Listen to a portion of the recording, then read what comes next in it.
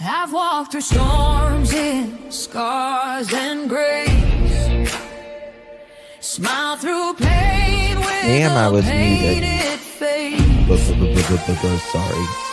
They called me too loud, too much, too strong. But honey, that's the reason I belong. Every scar's a scripture, every tear's a hymn. I found my worth where the light grew dim. They tried to break me, but here's a twist. I turned my pain into a clenched fist. I'm an unbreakable woman, born of fire and pearl. I shine like grace in a reckless world. You can test my faith, you can shake my plan, but I'll rise again. Just watch me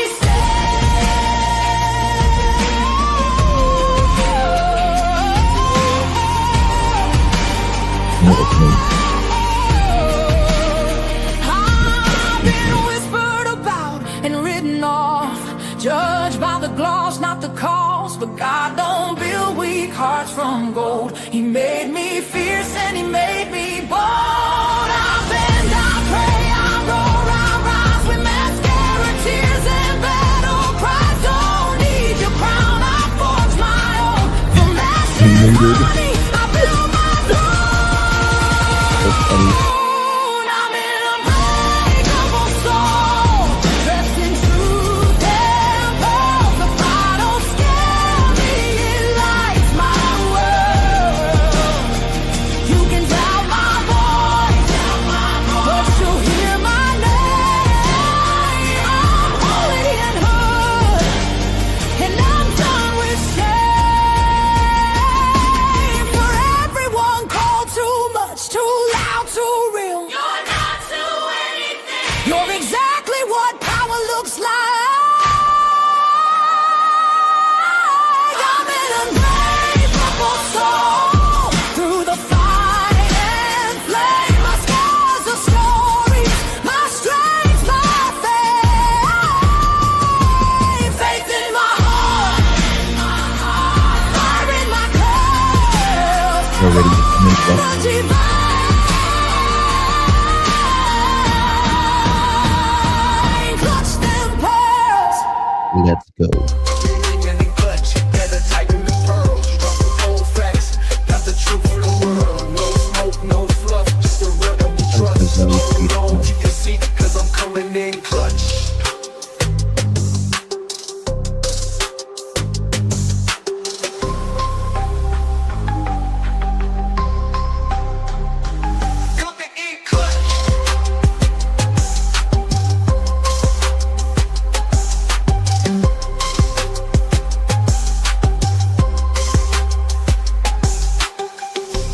Coming in clutch, better tighten the pearls. Dropping cold facts, got the truth for the world. No smoke, no fluff, just the real that we trust. Hold on to your seat, cause I'm coming in clutch. Coming in clutch.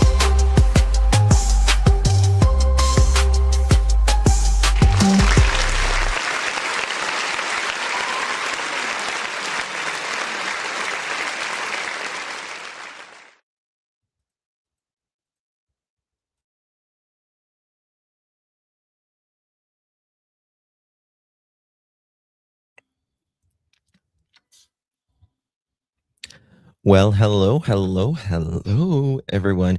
Good to see you all. Really do appreciate your time.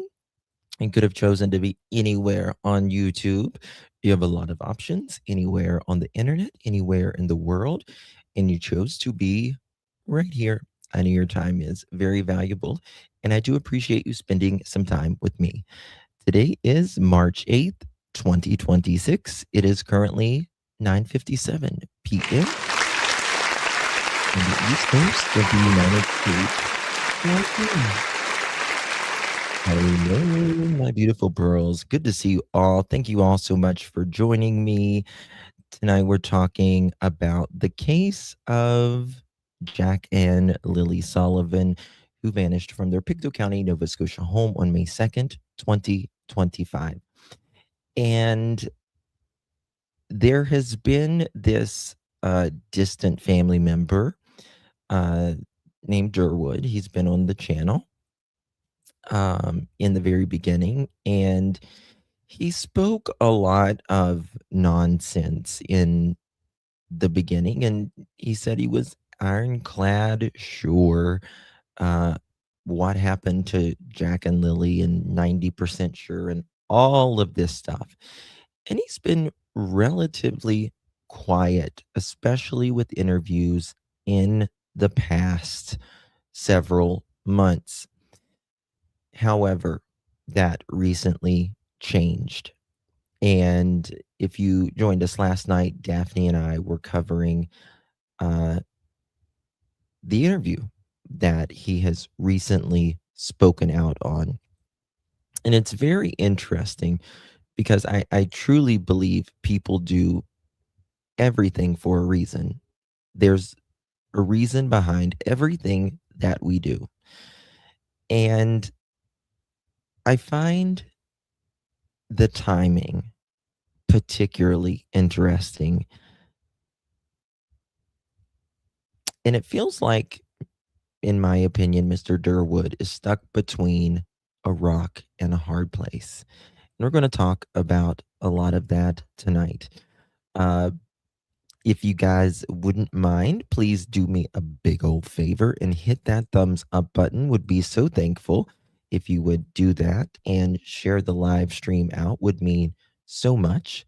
Let me say hello to a few of you. Hey, Wendy, Miss Sherry, Angel's mom, Annette, hello, Connie, Christy, Lil Red, Blanket, hello to everyone. Lil Red says, hello, Miss Joyous, good to see you. Susan, hello.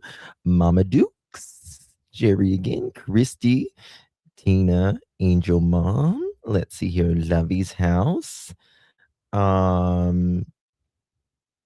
Oops, it's going by fast now. Carla, good to see you. Hello. Hello, everyone. Just a clapping seal. Oh my God, Dusty Rose is everything. YouTuber, hello. Good to see you. Melissa, Kim, Jennifer, Leslie, always keeping it real. 2 a.m. in the UK, says Tina. This time change, how do you feel about it? I mean, I particularly love this. This is my favorite time. It's just the getting used to for the first couple days. It takes a minute to get used to. It certainly does, but we'll get there. We'll get there. We lose an hour of sleep, but we gain an hour of evening, and that's my favorite part, to be honest with you. It means the days are getting longer and it's getting warmer.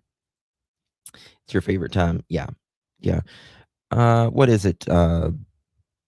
Arizona doesn't do the time change, and neither does Hawaii. I think there might be one other state, maybe Oregon. Can't remember if it's Oregon or what. So yeah, but I love it.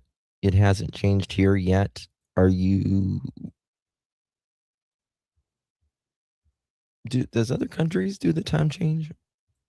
I guess they do. No, they don't. Do they? I don't know. I love having more light in the evening. Yeah. Yeah. Light is very, very important to our mind. No time change. Whoop, whoop. I wish we would stop doing the time change. Like, let's just keep it the way it is right now and stop messing with the time change. We don't need it anymore. I know. I know. I know. It's just that time of year, though. You dislike this time change or the other time change? I don't. You do in Canada? Yeah, I think we should just keep it like this. Wyoming is around. They've been talking about ending it for years, like the time change, and why? Like, we don't need it anymore. It was designed for like I think like energy savings and farmers and stuff like that. Long time ago. Yeah, Arizona doesn't. I think it's Arizona and Oregon. I know Hawaii doesn't either. So yeah. Um, so it's been interesting with this interview that our friend Hidden in the Fog did with Durwood, and she's truly the best person to do an interview like this with Durwood, because she's very non-judgmental. She just kind of lets him talk, and all of that. One second. So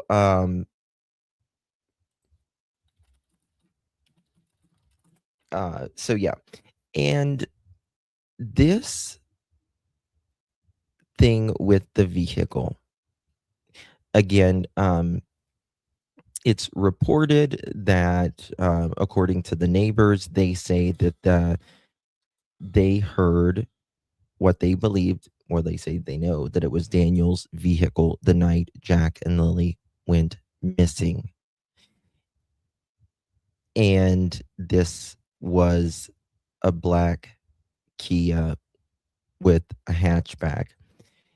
And of course, Durwood has claimed that he never had any sort of Kia, ever sold a Kia, anything like that.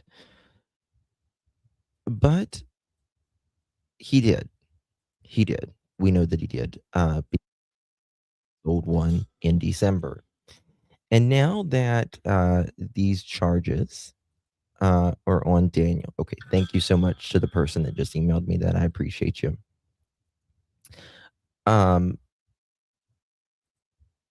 Here we go.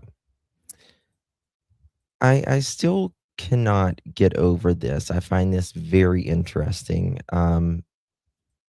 Just my opinion. See what you guys have to say. Now, this is the dispatch for right after Jack and Lily went missing.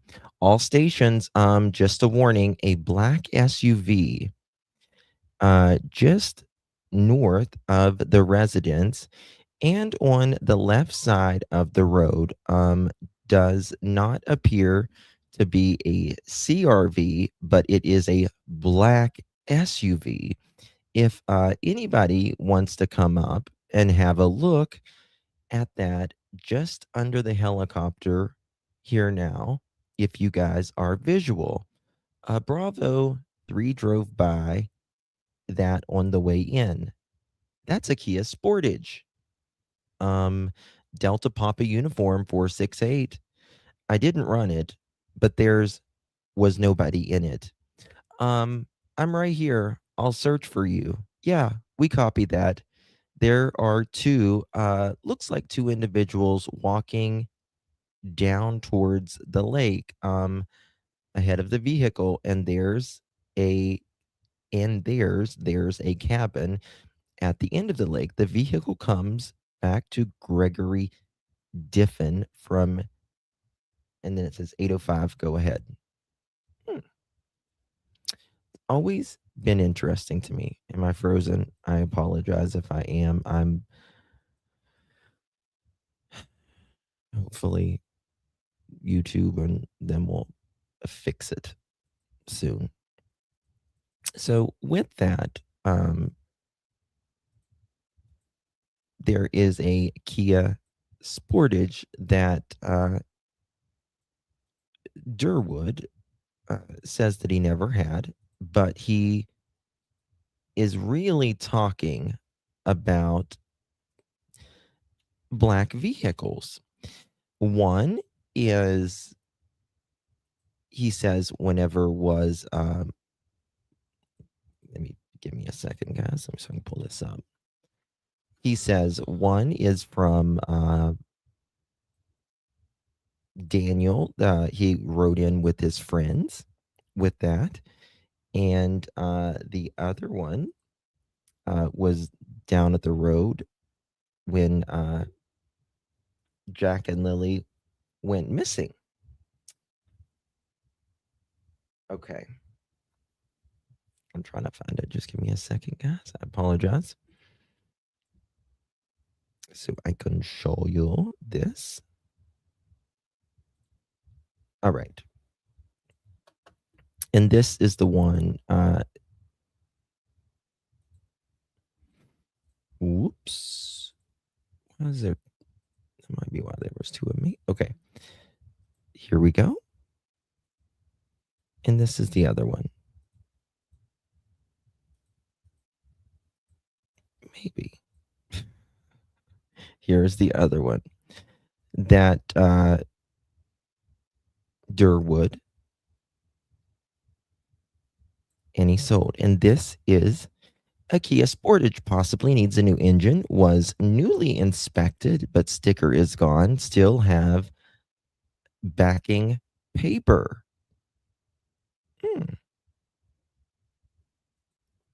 Is that a coincidence? Is it a coincidence? Thank you, Hamitude. Good to see you, my friend. Thank you so much for your support, man. I really do appreciate you. Darren had a Kia Sportage. He says he never did. Patriot, he says that he never did. He said that in Sonny's chat, actually. Right? When we know that he did, and he sold one. I think this was listed in July of 2025. Right? So he says several different things about these vehicles. And we're going to kind of listen to some of this right here because we didn't finish it all. And it is absolutely gobsmacking to me that he is saying these things now. Now, in my opinion, I do believe Durwood lies a lot. But one thing that he seems to be in lockstep about, Daniel, Junkyard Janie, and Durwood, is that they blame Malaya and Malaya's mother for everything, which is interesting. Okay. So we're going to continue that. Oh, guys, tomorrow I will be live at about 6:30 p.m. Eastern. We are going to be doing a special live coverage, and we're going to do a prayer for Mr. and Mrs. E's son, Middle E. I did speak with them today. It will be a 1,000,000% not monetized live stream, no donations, anything like that. We will be doing just prayer for them tomorrow. And I've got things that we'll share and stuff tomorrow as well. So if you want to join us, it will be I'll probably start about 5:30, 5:45. The prayer is going to be at it's going to be 6:30 my time. Yeah, 6:30 my time, 6:45 my time. Eastern, it'll be 6 Central when the prayer starts. You'll see. I'll have it up. So if you want to join me in prayer or good vibes or good thoughts, whatever you want to do. Yeah. You'll see it up tomorrow, and it'll be wherever time zone you're in. It'll tell you exactly what time I'll be live. No, it's tomorrow. It's tomorrow. So I can just say that they're Mr. and Mrs. E has a son. He's a teenager, and they have got back really not good news.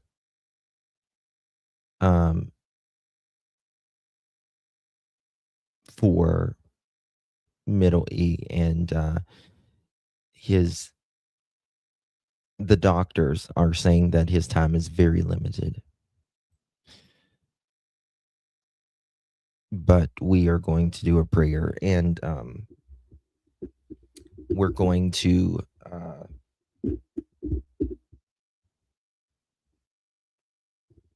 ask God to hear our prayer, right? So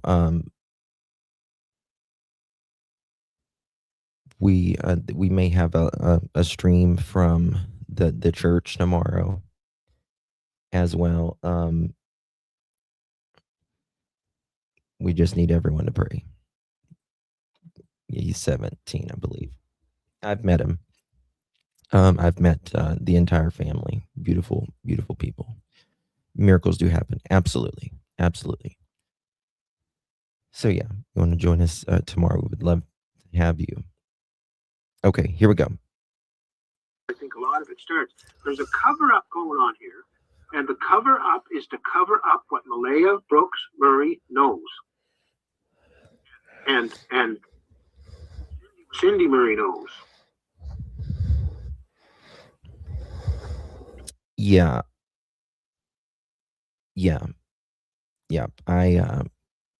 Okay, cool. They told me that I could use his name and stuff, but I didn't know if they had put out the post yet or not, so I didn't say his name, but his name is Cole. And yeah. Okay.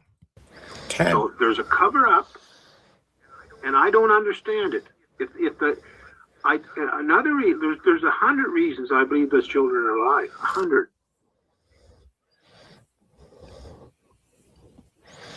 That's not me breathing, by the way. Okay. Like this. That's it.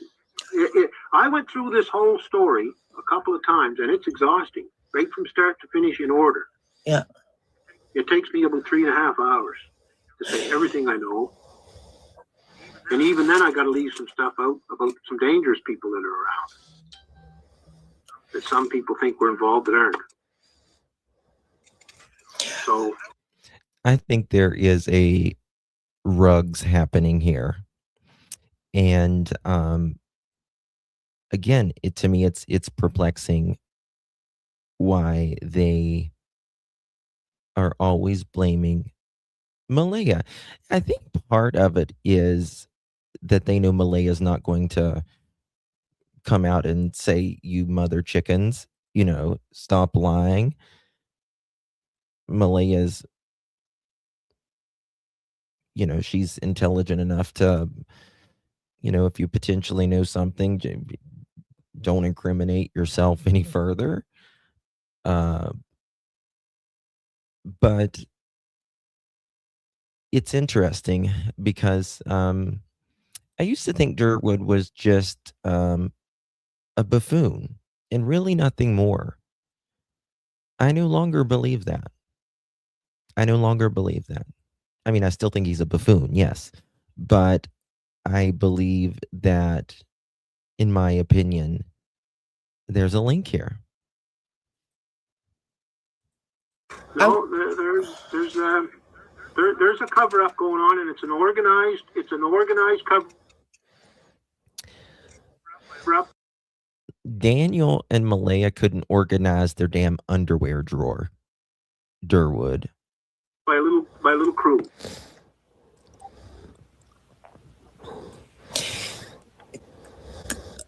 All right. I'm going to get back to that in a minute.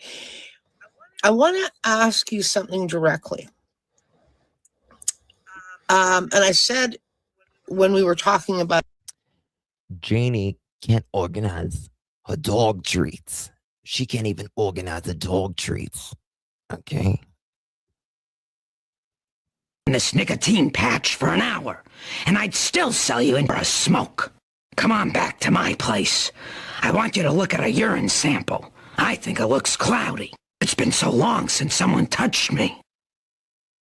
The last time I had a pap smear, the doctor needed rubber gloves and an oyster shucker. True story. True story. it, I said, I'm going to come back to that. You said you've said this a few times. You said it to me in phone calls. You said it here now. That the children. Gross. Sherry, are you? Oh, listen. Everyone should go to the gynecologist. Listen. Okay? It's not gross. Listen. What? You don't like my rubber shucker? Or my rubber shucker? My clam shucker? Is that what it is, Sherry? You're jealous of the clam shucker, I see. Left Lansdowne alive. How do you know that? Well, there's where it gets into a long conversation if you want to start back at the start of it. Sure, I'll start wherever you want. Okay, let's look at the testimony initially of the major suspects. So Daniel and Malaya were the last two people supposedly to see these kids alive. Well, just to hold on, I just want to stop. It's interesting how he uses this, the last one to see these kids alive. You just said that you believe that they're alive, Durwood, in your other just 2 sentences previous to that. You for a second, just for clarification, legal clarification, there are no suspects at all because they're missing children, right? We have to be careful with our words. Yeah. No, you're right. Okay, let's put it this way. Publicly, the public opinion that looks like the most two likely people that were involved. They were supposedly the last two that saw the kids alive on the morning of May 2nd. I don't know who it is breathing like right? this. Yeah. Mm-hmm. And the last verifiable by evidence that the kids were alive on May 1st was a video. Mm-hmm. Mm-hmm. Was video evidence from over by the Aberdeen Mall on May 1st, the afternoon, evening of May 1st. Right. That's when the kids were seen on video over by the mall. Then the first reason I believe they're alive is because of the lie detector tests. Really? That Daniel and Malaya Do you think they're and allegedly unalive? they passed, and allegedly the questions were directly about murdering, killing the kids. Yes. Then the really. But Daniel has admitted to using math for the last umpteen years every single day, and he's an experienced liar. And I don't think his physiology's up to it as well. I don't think the lie detector is going to, in my opinion, be much of a use for him. Believable, which I still doubted when I talked to them, or when I talked to Daniel. Malay, of course, wouldn't say Is the Dollarama by the mall? much. Then when I talked to Janie, and it was a month and a half into, Janie wouldn't talk to anybody. And Janie and I started out kind of rough. Until Janie said it all started making sense once Durwood talked to her. I've always been perplexing to me why anyone would say that. It all makes sense when Durwood talks to you. How would it make sense whenever? I feel like there was cleanup on aisle 3 and Durwood and Daniel and Janie was trying to get their things aligned, in my opinion. Hello, Tropicana. Girl, get out of the bushes. The closet's too small and it's too dark to decorate. Come on, girl, get out of there. But when Janie started trusting me and believing me that I was truthful, then Janie broke loose and started giving me her testimony of what happened that morning. And that's where Janie was the most believable out of the three of them right off the bat. And Janie told the truth about what she heard that morning. Janie was the most believable. Now think about that. Think about that. Out of the biological mother and the stepfather, the mother and the stepfather who claim that they were laying in bed together and experienced, all of this. They heard the kids and seen the kids and all of this, sleeping and dozing and all of that. The woman in the camper was the most believable out of the biological mother and the mom's boyfriend. That's sad if that's true.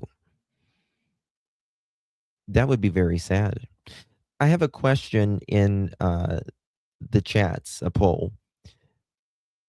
If there was someone at the home coming in and out the night Jack and Lily went missing, do you think Miss Janie and Tucka would have heard it? Do you think Miss Janie and Tucka would have heard it? I think Tucka balks at everything. I really do.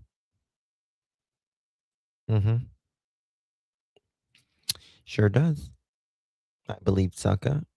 There's nothing that would convince me otherwise. Right up until about 7 months into this, and then she slightly changed her story to protect her son, and that put me and Janie on the outs because I had to confront her about that. What do you mean? What do you mean she changed her story? Yeah, what do you mean she changed her story? And what does she have to protect if Daniel doesn't know anything? And Daniel's telling the truth. You don't have to protect anyone that's telling the truth. When there's a guy named Drunk Turkey that's got a thing going, and I was watching that one night, and he was pushing the theory that the kids were wandered into the woods, and I just made a comment to him. How does your theory that the children wandered into the woods coincide with the statement? And he just finished saying he talked to Janie and Daniel and believed them. How does your statement of them wandering in the woods coincide with Janie hearing a female take the kids out the back door, shush them to keep them quiet, and then guide them out the driveway? How does your theory, if Janie's telling the truth, how does that coincide with that? And that's a good question, right? Because there was this story that, even Daniel said someone might have shushed the kids, right, to get out of the yard.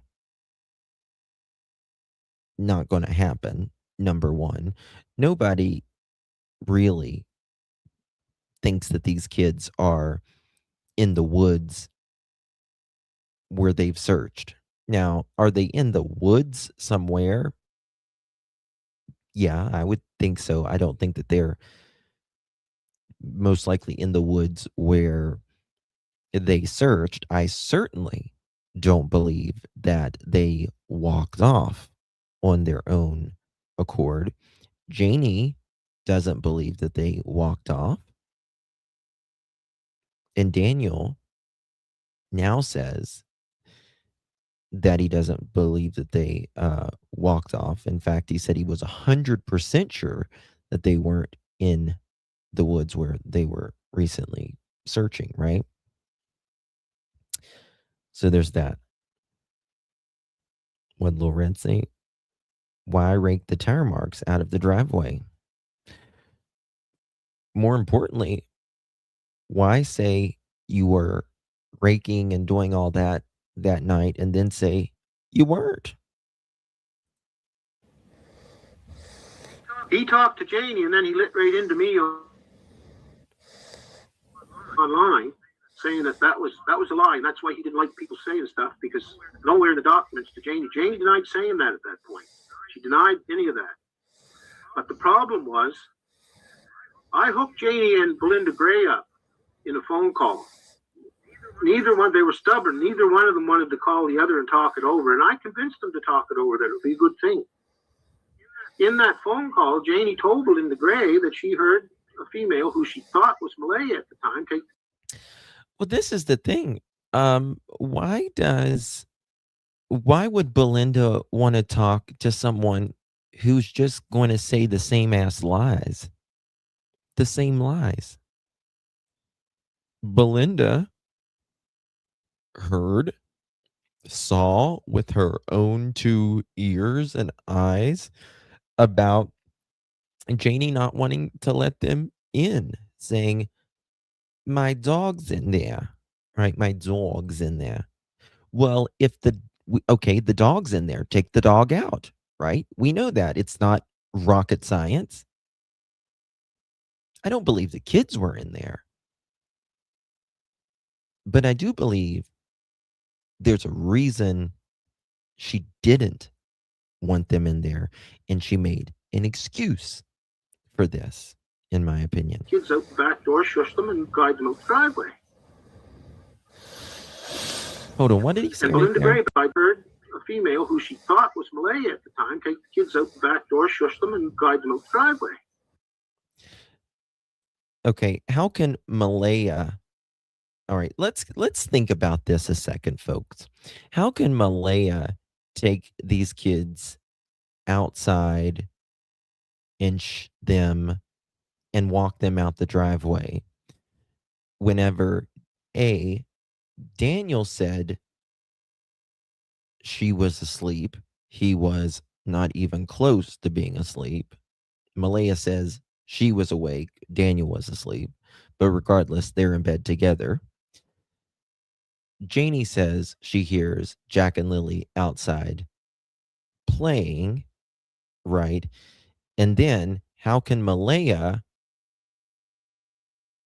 get past Tucker barking, because Janie said Tucker was barking that morning? That's what it woke her up, because the kids were playing outside. And how is Malaya going to drive the kids off whenever she's in bed with Daniel? Come on now. Come on. Oh my God, Joyous. Thank you, Mamacita. Appreciate you. Lovey dovey. Thank you so much, Mama. Appreciate you. Good to see you, Miss Joyous. Appreciate you, love. You received one of those pearl necklaces. Make sure you give our Miss Gal Joyous a big thank you. Welcome to the Pearl family. I hope people are paying attention to this. Welcome to Clutch Them Pearls, yeah, you're in the clue. Shine bright like the stars, this world never knew. We're dancing, laughing all around this world. Hold tight, shine bright, you're part of our pearl. Thank you so much, my dear. Appreciate that. You are amazing. And what's up? We are at a year anniversary. Thank you so much, my dear. I have been here for a minute. You certainly have, my girlfriend. Appreciate you. Love you to pieces. Thank you so much for all you do, my dear, as well. Thank you so much, love. And Miss Jan, good to see you. 6 months, my darling. Appreciate you. Love your open blessing. I sing it all the time. Thank you, love. Appreciate you. And thank you so much for your continued support. Really, really do appreciate you, baby doll. Golden Pearl. Hello, darling. Good to see you. 13 months. You're OG. Appreciate you, my love. Good to see you. And thank you so much for your continued support, my dear. Much love to you, Miss Golden Pearl. Thank you again, Miss Julia. Sweet month. Love this channel. Thank you, Jack and Lilly. We love you, Miss Julia. Mr. and Mrs. Fearless. Appreciate you, my dear. Good to see you. Thank you so very much. Hey, sugar, sugar, butter, butter, thank you so much for your sugar, sugar. Good to see you, my love. Appreciate you very, very much. Thank you so much for your continued support. Sugar, sugar. Really do appreciate you, my dear. Summer Breeze says, Durwood wants us to believe his intentions are to keep united with Mackenzie's Patty's other family members, but admitted to lying to Daniel to get him to talk. Now, the story about the toolbox. Yeah. Yep. It's interesting how Daniel says it took him a little bit of time to get the tools together, right? It took him 3 months to find a stapler, but it took him some time to get his tools together. I don't believe a fence was worked on at all that evening. I think it was a good excuse, right? But now Durwood says he has the tool or the wrench or whatever the hell it was that Daniel had. The toolbox or whatever it is. And Belinda Gray backed me up on that. And believe me, Belinda Gray and I are enemies, but we don't get along. We totally disagree with each other. Why? So that verified one part of it. Then there was people called in and on various chats that said, yes, Janie had admitted, had said that in various chats. And then, before I was even around, because like I said, I hadn't even talked to Daniel for 2 or 3 weeks after the kids went missing. Then Daniel told Belinda the second day or the second day, had said that in various chats. And then, before I was even around, because like I said, I hadn't even talked to Daniel for 2 or 3 weeks after the kids went missing. Okay. When did Durwood say that Daniel and the 2 others came to his house when he was at the barn?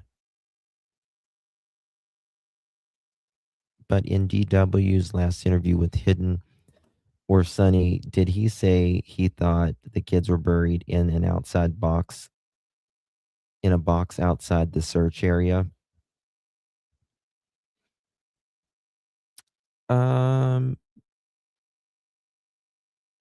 Did DT say that, or did Durwood say that? I don't think DT said that. He said bones in a box. Who said that? Who said it, Clapping Seal? With weeks after 2 weeks. Durwood said that.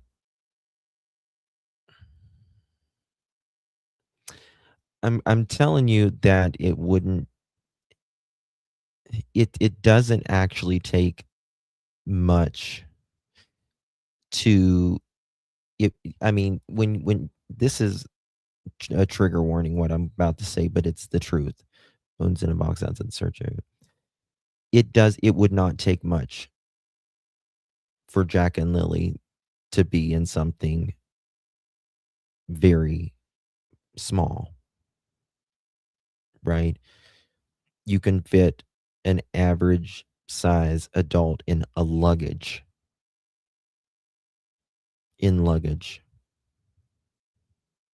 He said that in phone call with Sunny.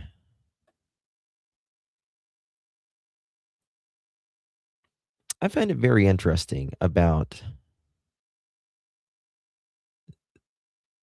someone was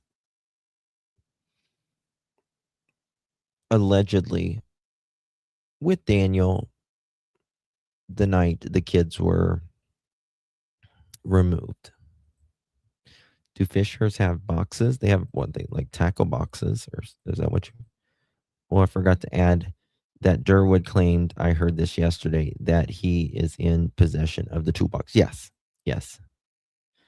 But he also said that RCMP said they didn't need it. Concealing these kids tells me there was more than abuse.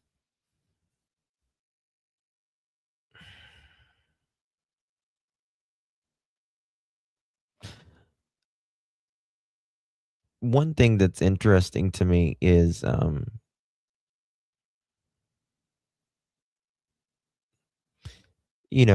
do believe that the black vehicle was used that night. I do. But I also believe that this four-wheeler played a part, whether it was the next day or early, in the early hours of the morning or something. The back of that four-wheeler had a box on it as well.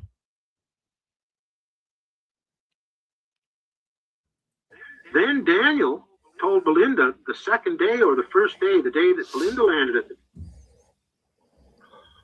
trailer, and Belinda. You remember outside where there was rocks in the bins? They had I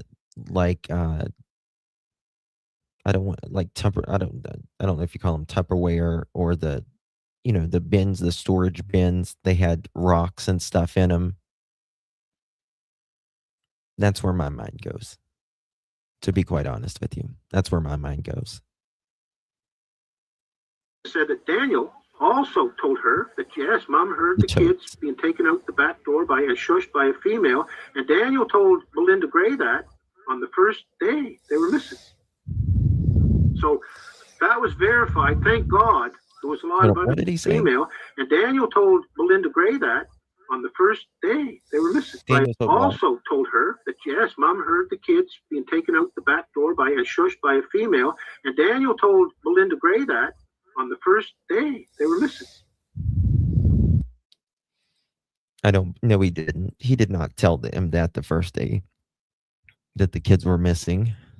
He did not say that the first day the kids were missing. If he said that the first day the kids were missing, Belinda would have obviously told RCMP that. And if that was the truth, then why didn't they tell the RCMP that? So because Daniel and Malaya were lying from the get-go, in my opinion. It was verified. Thank God. There was a lot of other people verified that. Even people that disagreed with me verified that I was telling the truth. Okay. So I confronted Janie. I went out the next day after DT said that, and I said, Janie, what the hell is going on? I would think so, Roxy. And I wasn't screaming or hollering or excited. Yeah. I said, Janie, why are you saying that now? You're making me look like a liar. And I wanted to confront Daniel about some lies he was telling at that time, too. Well, Daniel wouldn't even come out of the trailer. He hid in the trailer. And all Janie would do was just start yelling at me. I never said it. I never said it. I never said it. I never said it. Over and over.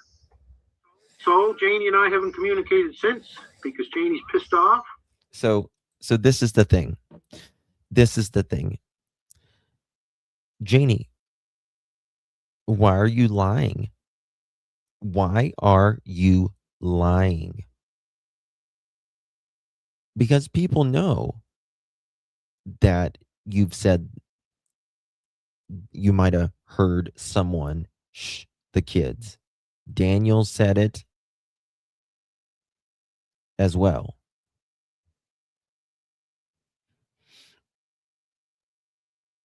You couldn't have been on that property that night.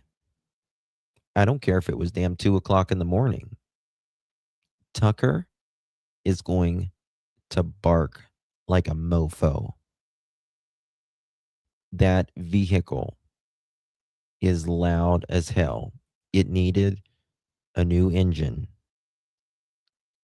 It would run, but it was loud as hell. Everyone knows it. Even in one of the articles, Daniel says his car needed was out of commission, and he had it at his dad's house because he couldn't afford to fix it.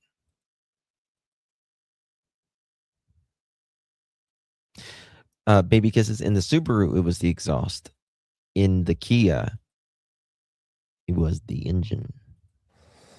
That I said that I let that out, and it was the truth. Now, it's funny, though, since then,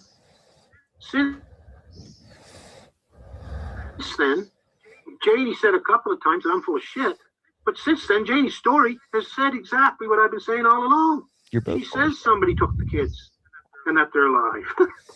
So she's still calling me a liar, but at the same time, she's agreeing with what I say.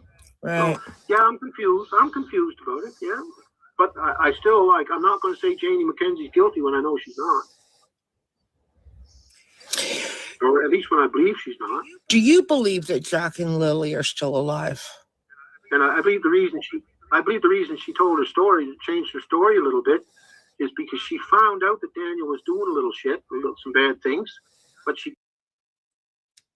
Listen,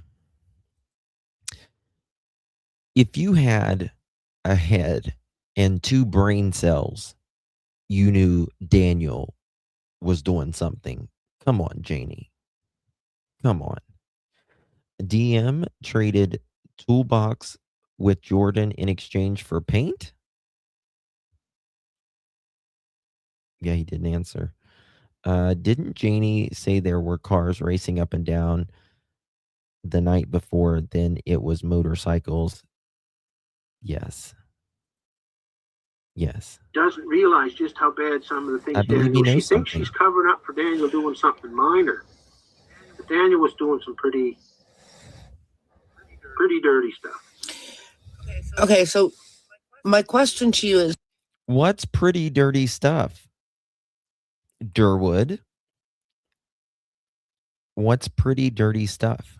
do you believe that Jack and Lilly Sullivan are still alive? Oh, definitely. I believe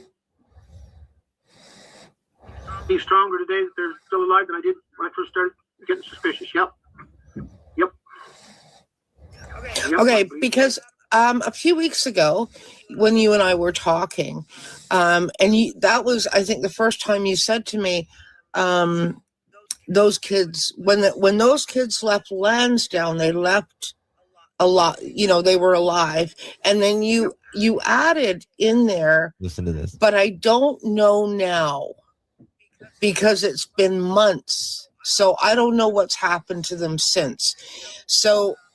Why have you changed that? Like, now, I mean, you just sounded really, really certain that they're alive. Yep. What has changed? Well, nothing's really changed for me. The only thing that I can say about that is at times I get frustrated with it going on so long. And Well, even join the the people that I believe are taking care of the Join the club.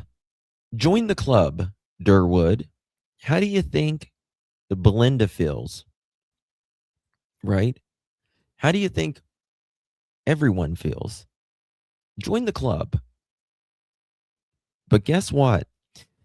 If there wasn't a bunch of lying buffoons like yourself, it probably wouldn't take near as long, right? If someone would just tell the truth. If people would put lying on a 4 and a 6-year-old, could be solved pretty quick. children. Can you trust all of them? Because I really don't know. And that's right. If he thinks Jack and Lilly are still alive, how do you think they feel? Exactly. I don't think that they're alive. I don't think that they left the house alive. I don't believe they were alive probably after 11 p.m. on Thursday, in my opinion. Certainly not past midnight. Specific people who have those children. But I believe it was an intervention. And even up till a couple of weeks ago, I learned something that slightly changed my story, just slightly changed my story. My story most of the time along has been that Malaya went along with an intervention, that she cooperated with somebody coming in and taking the two children out. My story. See, this is the thing. This is the thing about Durwood. I think the first time that he was speaking out, like when he came on here, when he came on Sunny's and all that, I think he was, in my opinion, straight up fabricating pretty much everything. I think in this story, in my opinion, a lot of it is fabricated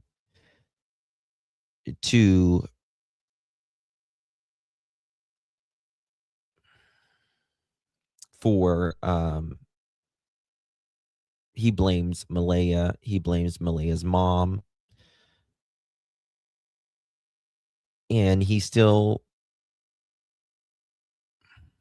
I think there is something there that Durwood knows, or someone he loves knows,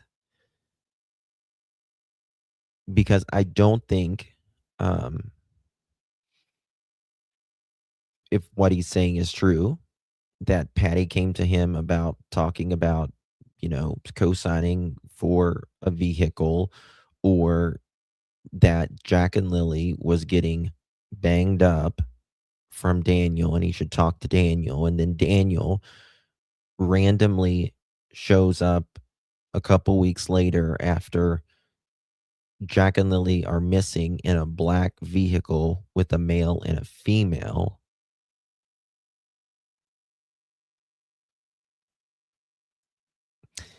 And then Durwood saying that he's never owned a Kia, but there's a Kia Sportage that he's selling a month or two after Jack and Lilly go missing. And that there was allegedly a Kia Sportage the night Jack and Lilly go missing that's really loud. Too much there. Too much there. I think he can't completely throw Daniel and Janie under the bus. I think he's got to walk the tightrope with this one.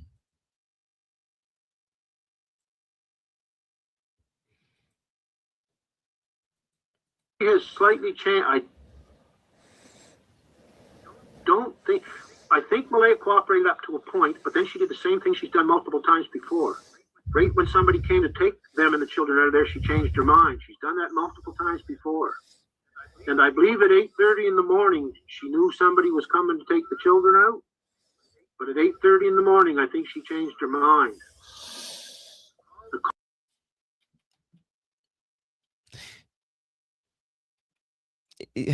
See, this is the thing. He doesn't have it all together here, because he just said earlier that he believes Malaya and her mom have something to do with it. And then he's saying Malaya, changed her mind at 8:30 in the morning. Now, we know at about 6 or 6:15 a.m., there's seems to be a lot going on at the house. And then around 8:30, there seems to be a lot going on around the house again, even though they're all, going in and out of sleep. And then again, about 2 hours later, right before they call and say Jack and Lily are missing. It's about every 2 hours. Came to take them and the children out of there, she changed her mind. She's done that multiple times before. And I believe at 8:30 in the morning, she knew somebody was coming to take the children out. But at 8:30 in the morning, I think she changed her mind. The call to Patty at 8:30 in the morning. There is no need. There was no need. And there is no need. And you will never convince me that Malaya had someone come and get the kids. You will never convince me of that. Ever.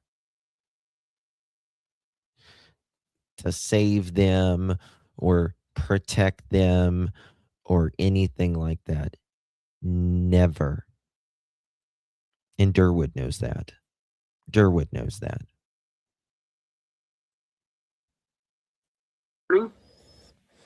Some people think, and they might be right, some people think that was a signal that Cindy never picked up, that was a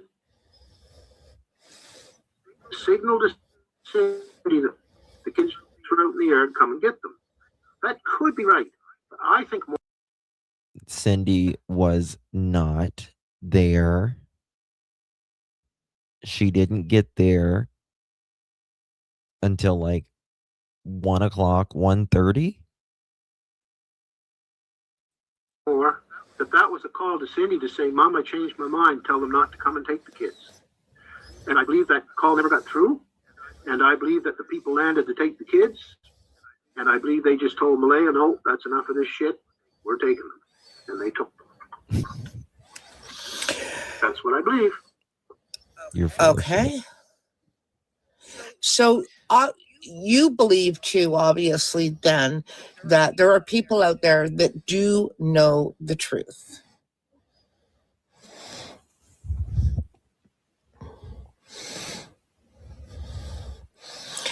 Did you hear me? No, I never. No, I never. Okay. I was saying that obviously then you do believe that there are people out there that know the truth of what has happened to Lily and Jack Sullivan. Oh, definitely. Definitely. And if those people are watching tonight, Yep. what would you want them to hear? What do I want them to hear? Yep. I want to say thank you to them. Because I think there was an intervention by people who actually cared, who actually knew what was going on. I think Malaya bitched a lot off and on about wanting out of there and was complaining to pretty well everybody who'd listen. And when the good times were... There was a fight about money and drugs that night, Durwood. You know it. I know it. Daniel knows it. Malaya knows it. And he flipped the fuck out. Allegedly. Good, they were good. And when they were bad, she wanted out of there. And Malaya wasn't going to come back after Easter, and she ended up going back. And then the kids weren't home, and Malaya weren't there very long, and they go up missing. I believe she bitched to everybody, friends, 2 or 3 different families that are all intertwined there. And I believe that somebody finally said, that's enough. They knew the kids were being neglected. They knew the kids were being abused by neglect. They knew there was drug problems in the home. They knew there was some dangerous people around there. And they made up their mind. We're taking them. And there's only one group. Well, there's 2 groups, but there's only, in my view, there's 2 groups that could have gone in there illegally taking those kids. That's why there's no criminality. That's why there's no child abduction, really. There's no child abduction. Like, when we say child abduction, because there was a crime that happened before the children were moved. If they were moved alive, there would be a child abduction, right? Or if they had more information, there would have been an Amber Alert. But I don't think this has ever been a child abduction. I think this will be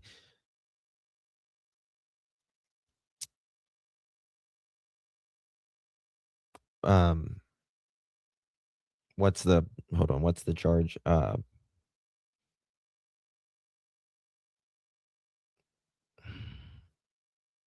When you move a body, I'll think of it in a second. So I just got a brain freeze.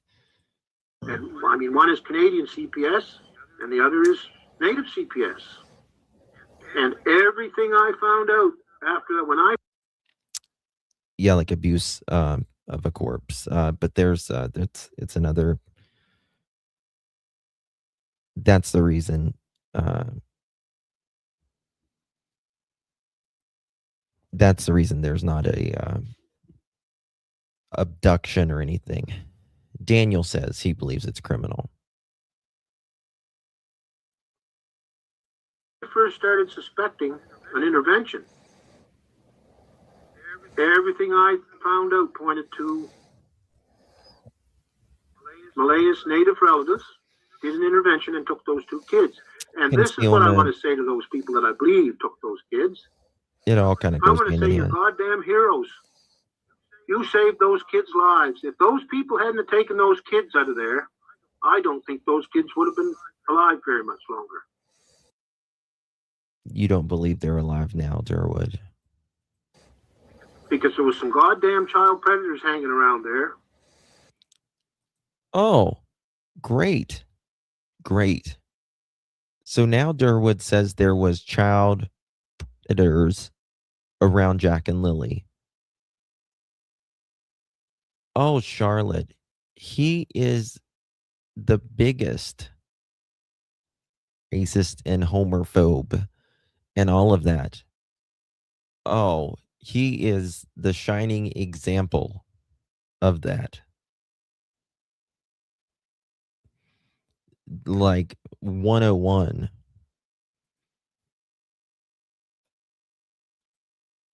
And coming closer all the time. And they were...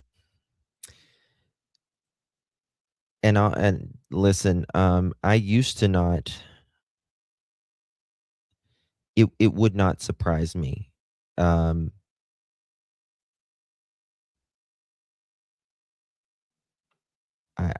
don't want to think about it, to be honest with you.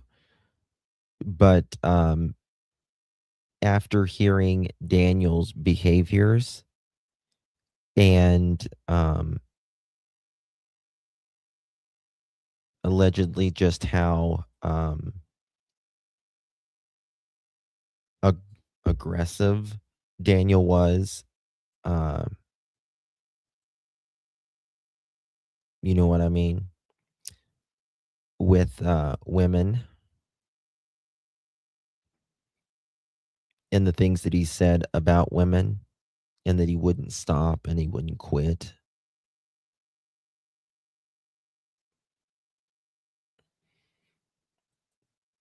It wouldn't surprise me now. I used to never think that in the beginning. Never thought it.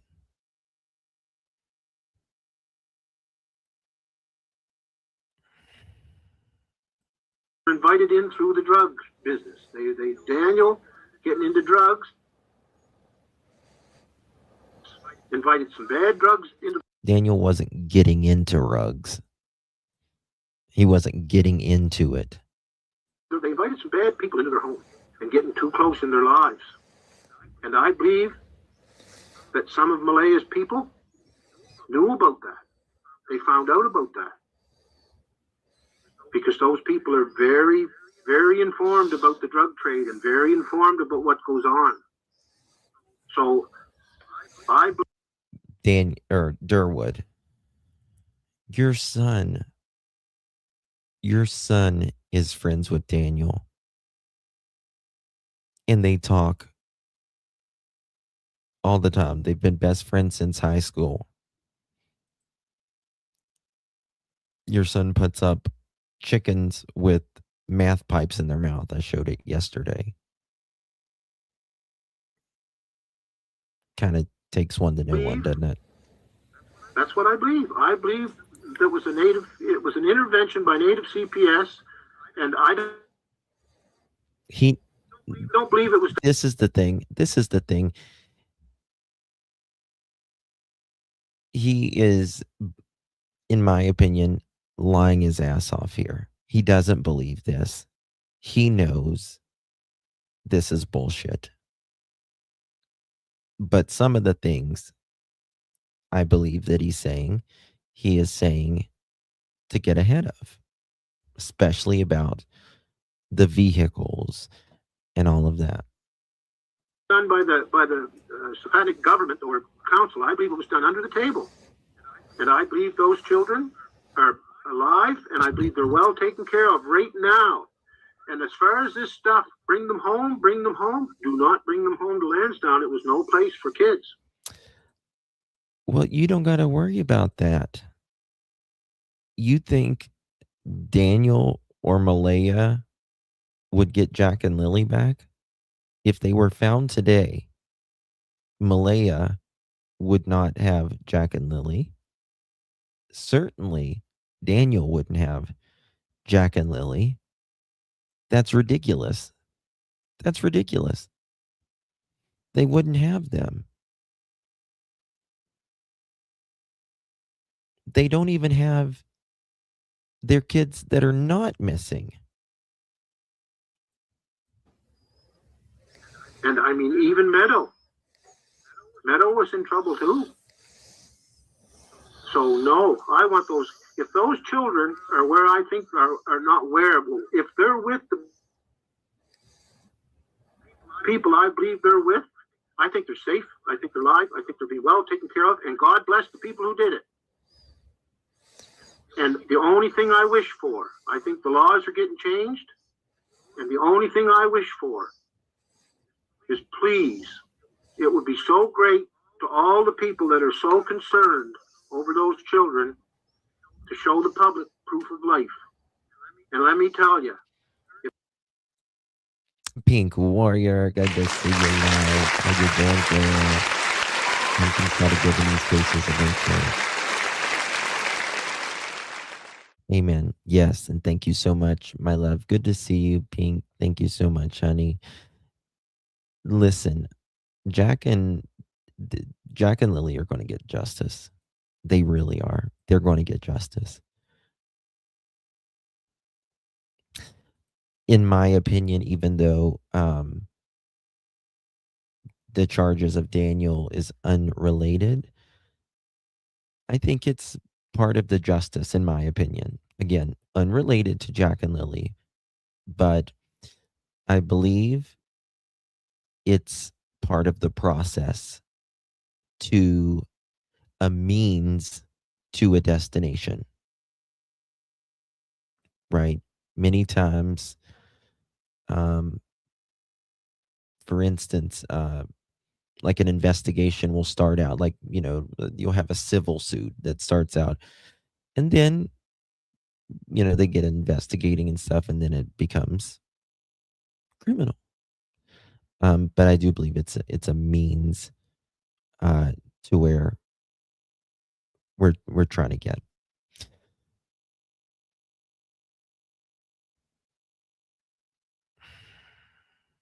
I need to go back because I just thought of. Let me find something while I play this because I just thought of something. Mama's da bomb. Thank you, love. 23 rockstar legend. Praying for justice, gladiators and victims in these cases. Love you, Justin. Please hit that thumbs up. Thank you, Mamas de Bomb. Love you, darling, as well. Appreciate you very, very much. I do have a question. Why does Dawn care?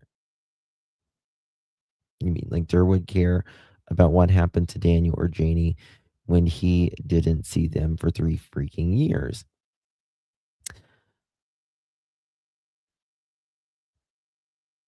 Well, he said, Patty said, Durwood, should I, co-sign for Malaya? She's got, a couple kids, and she's, got an unsafe car like that. Well, you should know that, Durwood, if she had a couple kids, if you, had been part of their lives or seen them or whatever. So full of shit. Let me pull It this turns up. out that way that I am right, and it turns out I'm going to have one hell of a good day. Yeah, well, I think that. I'd love to see the little bubbles. Oh boy, I think it'd be a celebration all across the Maritimes. Yeah. I might even start drinking a little bit again. Jesus Christ. So that's what I believe, but like I said, I'm not just talking through my butt. It's I'm just a regular guy. Do you think the case will be solved? Yep. I think this thing with Daniel getting charged, I think this was a way for the Mounties to try to put some pressure on Daniel to make him talk more. But I don't even think that's the primary reason for it. I don't think Daniel's going to be found guilty of these charges. Yeah, well, why? so actually, you know what? I want to stay away from that. Okay, yeah. Yeah, it's before the courts, and I just, we have to show respect for the system in place, right? So I just want to stay away from that. Yeah, okay. Yeah. But let me just say one thing. Malaya hasn't spoken very much. And is she going to have to speak if she's put on the stand? That's all I got to say. Okay. Yeah.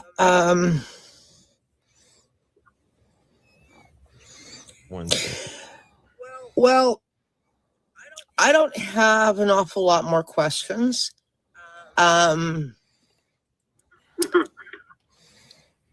Well, I probably have a million, but yeah.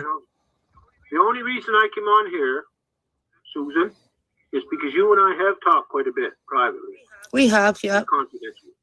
And I want hope for the children, and I want people especially to know that I'm honest in this. That I have the only concerns I have is for the welfare of these 3 children. Mm-hmm. Correct. And I don't care where the punishment lands. If it's on my family, Mackenzie's family, any other, I don't care. My family or the Mackenzie family? That's interesting, Durwood. The only you could say my family meaning Patty, but y'all are very extended family. Concerns I have is for the welfare of these 3 children. Mm-hmm. Correct. And I don't care where the punishment lands. If it's on my family, Mackenzie's family, any other, I don't care. I just want everything to be true and right. Okay. Kids, boy, these kids had a hell of a bad break so far, as far as I'm concerned. They never had too many breaks. Yeah. That's for sure. So are you actually in TikTok? Are you in the live, Darren? In the live? Yeah. Well, I can see your face on. If I click on the live and it goes to full screen, then it doubles up on the sound. So I just watch it through the small screen there. Okay, but you are inside the live, right? Yeah. Okay. All right. So what I'm going to. 1 second. Okay.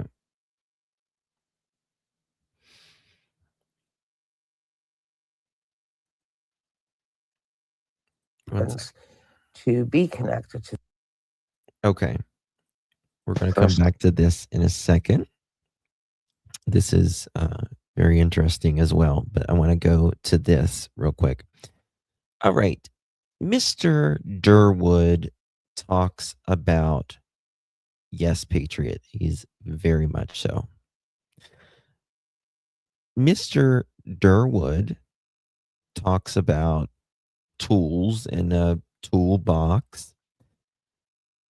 Also, Daniel and Malaya talks about like a wrench in the door. And it's never really made sense, right? Because you don't think about someone putting a wrench high up in the door. It never really made sense. And then you talk about, and then now Daniel is getting charged for like holding someone like in a space or something. I forget what the charge is called.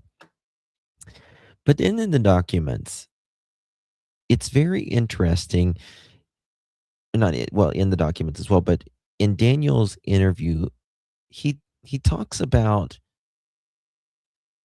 never going through the front door, right? He's always talks about, so I go around to the back door.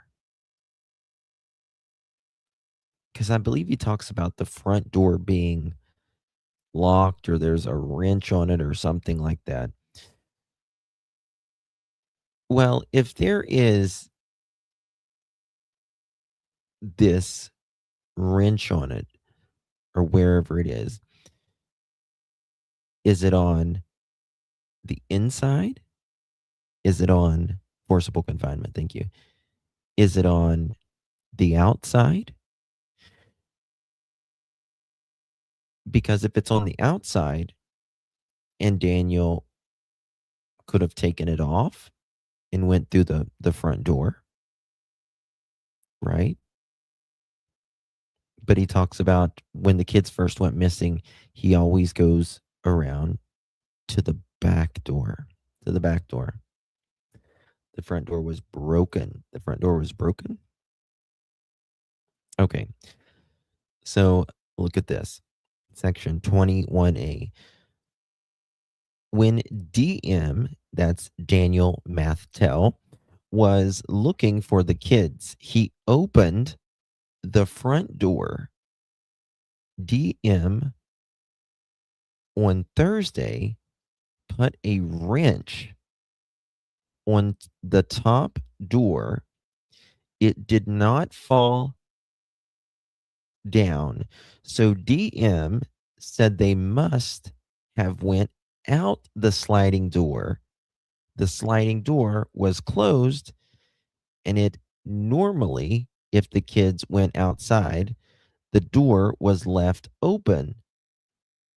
But there had been times where they would close it, meaning the back door. DM confirmed the kids could not go out the front door because he jammed a wrench or bolt in there to make sure the door didn't open. Look at this.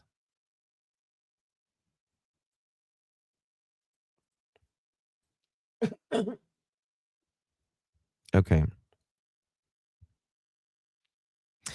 When Lily was sticking her head in their room, he could hear Jack in the kitchen in the background.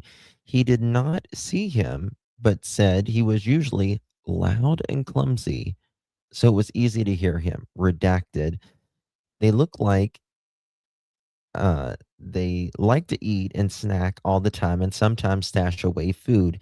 Daniel said when he went out to look for the kids in the house and realized they weren't there, he went back into his bedroom to get dressed before going outside to look for them. Daniel confirmed the kids could not go out the front door because he had jammed a wrench or a bolt in there to make sure the door didn't open. He said he did that most nights because there is a bear that used to hang around outside.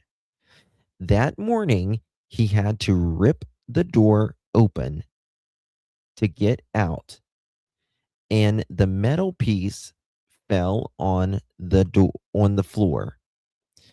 So he knew there was no way that they could have gone out that way. Okay, lots of questions there. Lots of questions.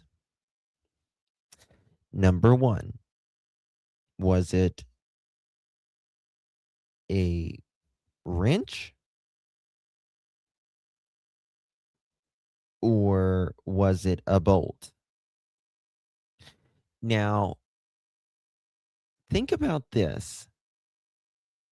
Now, we don't know who the RCMP is saying is confined, who is, who they are claiming Daniel's victim is. But if Daniel was, you wouldn't have to knock down the door or break the door if it was a simple bolt or wrench that you do every night. Right? Right. If it's something you do every night, you don't have to break the door down. Martel walks into the Pictou County Provincial Courthouse Monday morning, met by a symphony of shutter clicks. He's been charged with 1 count of assault, 1 count of sexual assault, and 1 count of unlawful confinement against an adult female between September 2024 and March 2025. The window of the charge, the multiple charges that are before the court are beyond 12. Hold on. What is that? Let's listen to that again. The window of the charge, the multiple charges that are before the court. He's been charged with 1 count of assault, 1 count of sexual assault, and 1 count of unlawful confinement against an adult female. Okay. Against an adult female, right? An adult female. Do I hear a puppy snoring? You shouldn't. No puppies here. Since the sliding door locks, sounds like he locked her inside after he took the kids and snatched her down. No, I think that he wasn't scared of bear. He was scared that someone might get out of the house. The only way you were getting out of that house, in my opinion, is if Daniel took you out, whether that be alive or otherwise, in my opinion.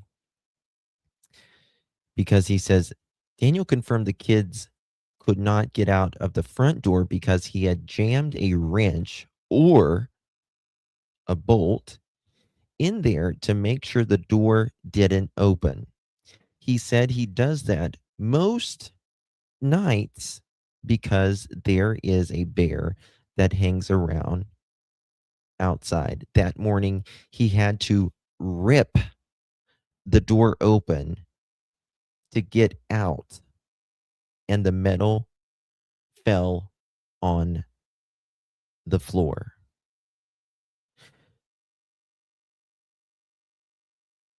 Okay. So there had to be more metal more than a bolt, in my opinion, and more than a wrench to this contraption. Because it says the metal fell on the floor, not the wrench fell on the floor, not the bolt fell on the floor. The metal fell on the floor. And again, if you lock the door like this most nights,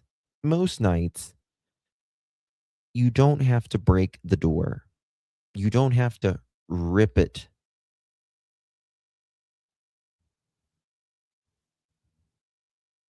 You don't have to break the door. And that is what happened. Also, Daniel talks about tools.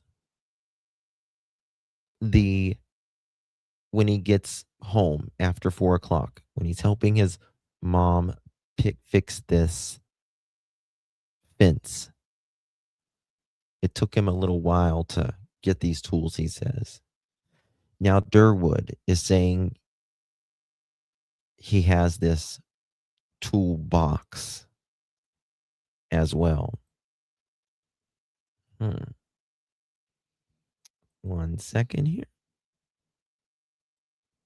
Let me find it. Is it Control F? Okay, yeah. Give me a second. Control F wrench. Okay.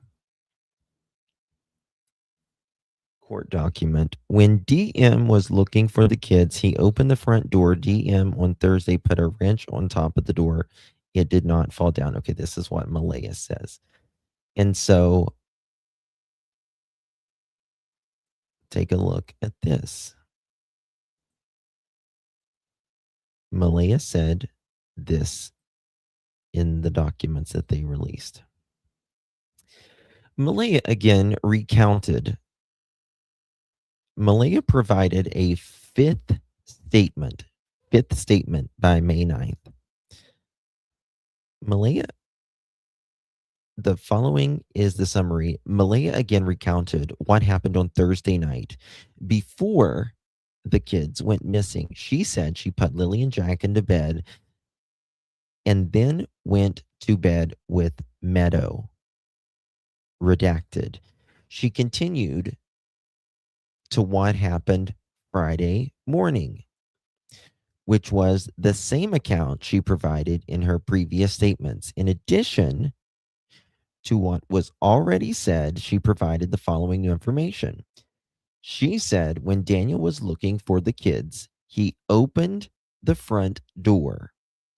He put a wrench on top of the door the night before, and it didn't fall. So Daniel said they must have gone out the back sliding door. The door was shut, but the kids would normally leave it open if they went outside because it was so heavy. There were times when they would close it. Malaya said Jack and Lily did not normally wander on their own. They would if, redacted, in my opinion, it's Daniel's other kids, were there, but not by themselves. Malaya said she had a conversation with Janie in the yard and told her the kids were missing. Janie got ready and went to look for them. She told Malaya she heard them outside playing and Daniel yelling. Malaya said she does not think she opened her phone or sent any messages around that time. She did call her mother and her grandmother after she called police. She also called before. Right? She said she used Text Plus, but she no longer need it anymore. And she said she couldn't. So Malaya confirms about the door as well, right? JM said Daniel went to go get the tools on Thursday afternoon to fix the fence. Was not fixed, in my opinion. So what were tools for? Do you remember, something that just reminded me? Do y'all remember hearing about them going to a hardware store? It was like,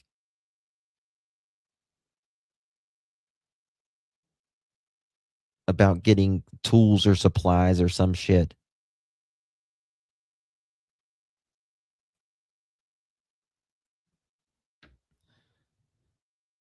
Yes, yeah. Now this is I just thought of that.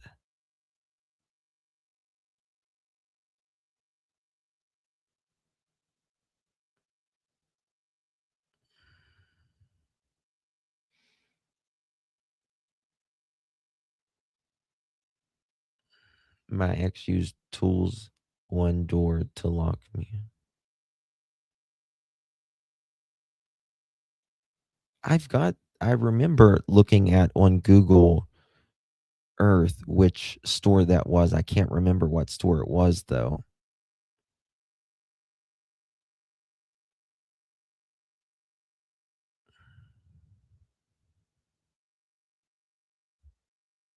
Hmm.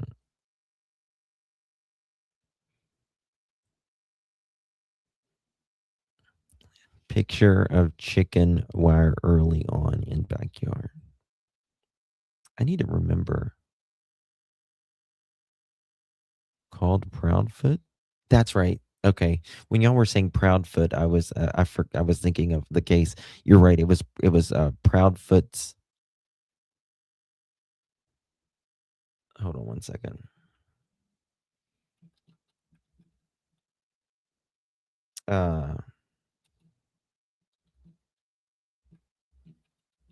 Here it is. Was it in Pictou or New Glasgow?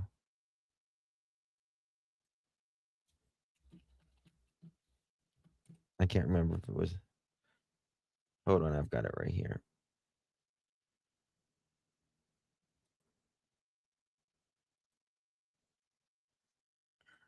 Here it was. It was one of these two. It wasn't the one in Pictou. It was the one. This was it.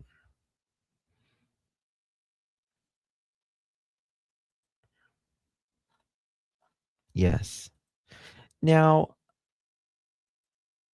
I got a question about this. I've got a question about this now that we're talking about this. They don't talk about going to a hardware or anything in the documents.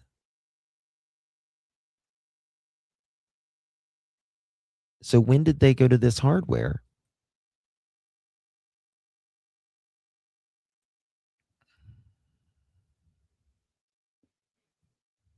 We're going to have to do some digging.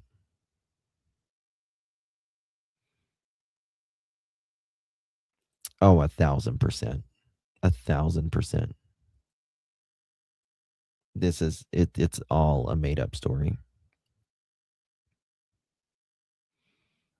But I want to know. I'm trying to remember. I'm going to have to go back and look at this. If anyone remembers anything about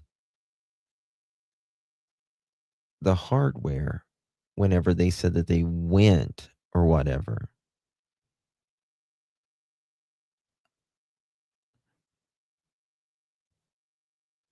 Yeah.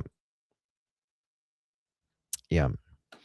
An SA charge will get you sent to a bad maximum security prison, Daniel. I would like to see Daniel demonstrate how you put up a freaking wrench on the door and shut it and lock it. Well, I mean, he says a wrench or a bolt. I'm sorry, but a wrench and a bolt are two different things.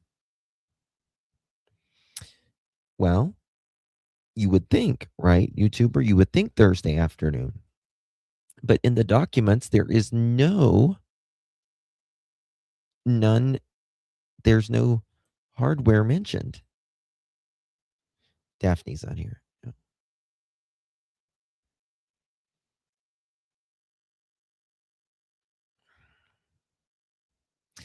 Huh. This has got me kind of perplexed now. Okay. Daniel confirmed that the kids could not go out the front door because they jammed a wrench or bolt in there. Okay, there's a couple different things here. Okay, remember that. Let me look at something. Make sure there's nothing in here that says hardware. I don't remember anything with hardware or... Okay, let's go to store. Okay, store.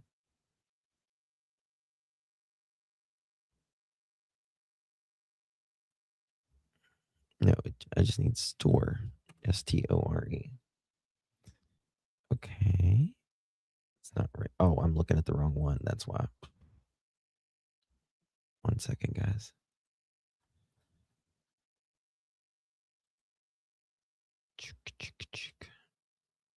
Okay.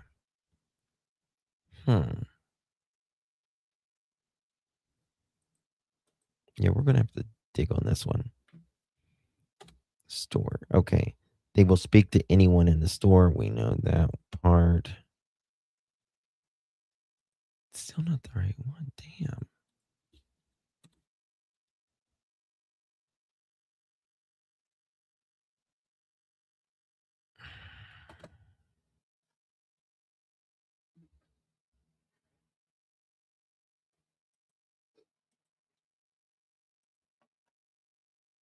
Give me a second, guys. I'm sorry. I'm trying to fix this. Yeah. It's not letting me in. Am I in the right one? Oh, I'm in the wrong. Boom, boom, cow. Sorry. It's hard for me to do two things at once. I'd love to see actual receipts for the routine and the... Yeah, me too. My aunt had a break and jammed knives and forks in the door. I've seen people do that. I've seen people put like butter knives and stuff at the door so they can't get in. Like people can't get in or whatever. But never seen it like...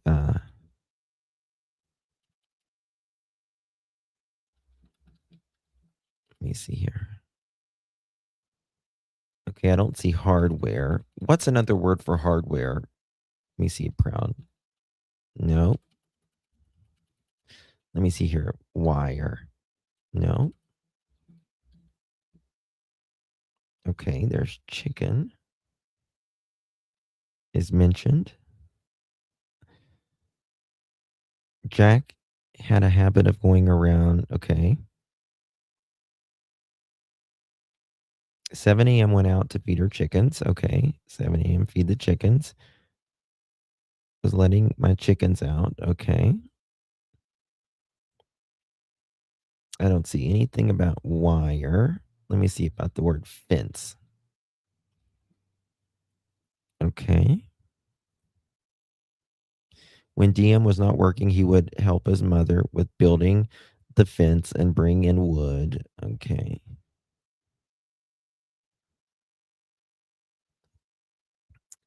That night, they were seen on camera. They were seen on Thursday. We were seen at the Dollarama, and we went to Acropole. Is that how I pronounce it? That was like a restaurant, I believe. You know, we got some food and then brought it home. And then we got We got in a little bit before 4 o'clock. I went outside and I helped my mom work on the fence. Took me a little while to find all my tools and stuff. But then, after I got my drill, look at this.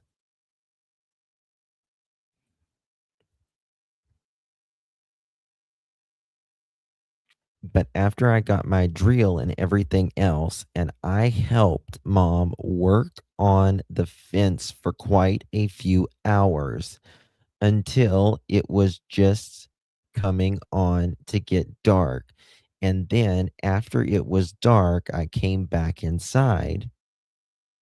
What I remember, the kids were sleeping, but when you're looking back in time, Daniel, he's talking about DT, it is hard for you to kind of remember everything and you get a feeling for how the night really was because it just seemed like a normal night, right? When I came inside, I thought the kids were sleeping and I could have sworn that they were sleeping, but it says in the documents that she had them up until 9 or 10 at night. I don't remember them being up that late, so I'll tell you that. So here, he says they got home at 4 o'clock. They ate they took, they brought their food home. They ate, and then it took him a little while to get his tools and stuff, and he found his drill and all of his tools.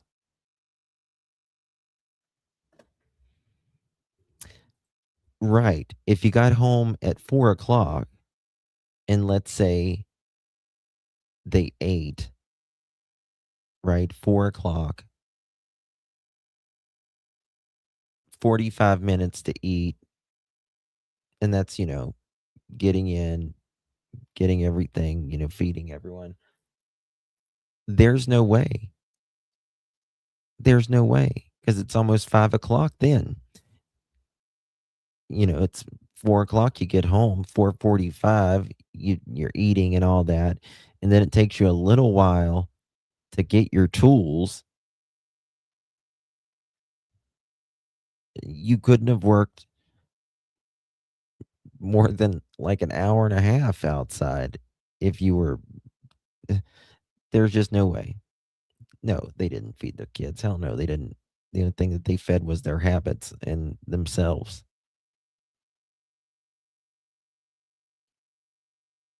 1,000%. 1,000%. And not only that, I don't give a damn if it was the most ordinary of ordinary days. You wake up that morning when you say you don't hear the kids, right? So you immediately start looking for the kids. And then you call 911, right? And they're there just in a few minutes. And the first thing they're going to ask you, what happened? Tell us about your morning. Tell us about before you went to bed. And if you can't remember the same morning and just a few hours ago, right before you went to sleep, then you really are on the rocks, smoking the rocks. Real bad, right?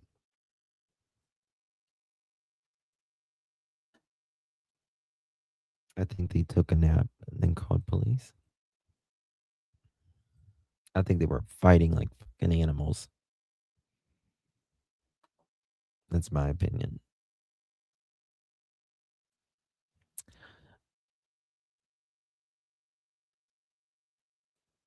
You know what I think's going to happen? This is what I think's going to happen. March 8th, 2026, 11:42 p.m. Eastern Time. I think in my opinion, this is the way it's going to play out.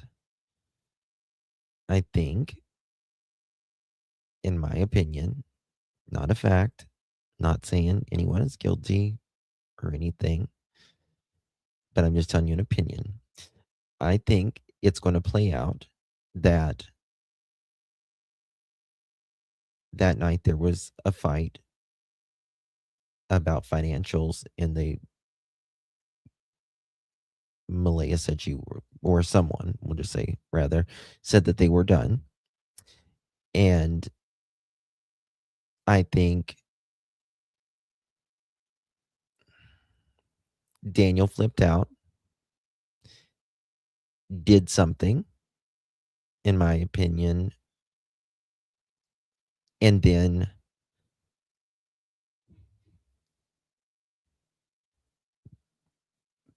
put them somewhere, in my opinion. And then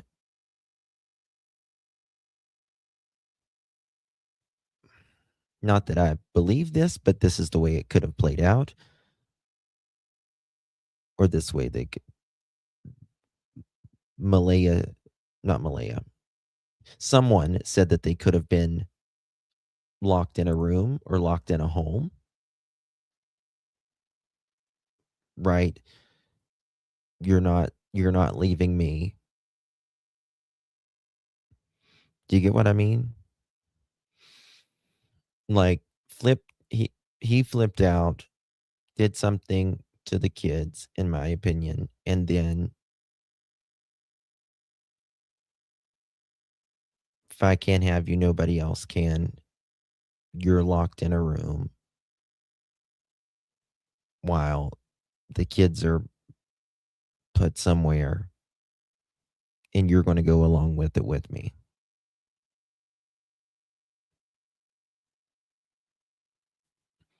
Mm-hmm. Mm-hmm.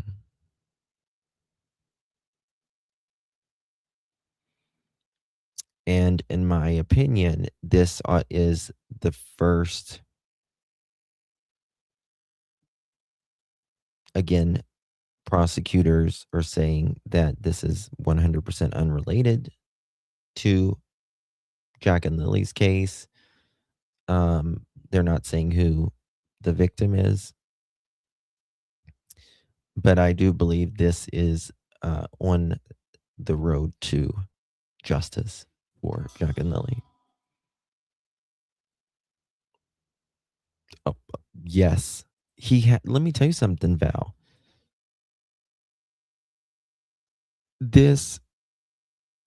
One of these women that he saw after Malaya, she was married.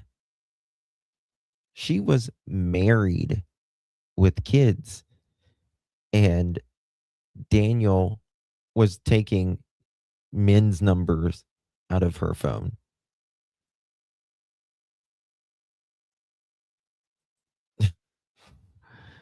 I mean, it's really crazy to me. Really crazy to me. Right? Okay, fence. We made our way outside. We got through the fence, and then we were standing right in front of Mom's RV. And she asked me, should I call 911? Right? That this is kind of instinctual. You want to do that, right? Because we don't hear them out in the yard, we never seen them in the house. Hold on a second. 2307. Boy, this is interesting. Let me find something. Let me go to DTs. 1 second. Look at this. I need to see what he means here. This is DT's channel. Make sure y'all sub up. I'm going to drop the link.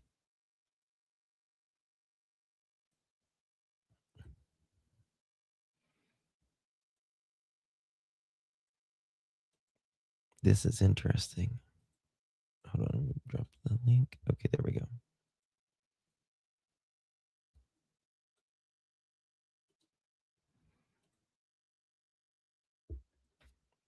D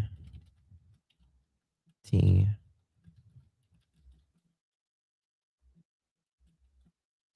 Okay.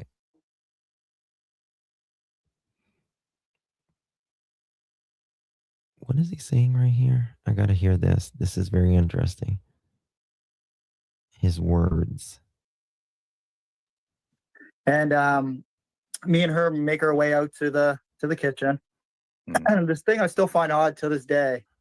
I told investigators this is Malaya didn't look in Jack and Lily's room when we went up, when we walked to the kitchen, right? Okay. So I found that odd because we both walked up together up the hallway to the kitchen. And then I poked my head I looked into the living room, didn't see the kids. I ran back to the room, looked underneath their beds and stuff, didn't see them.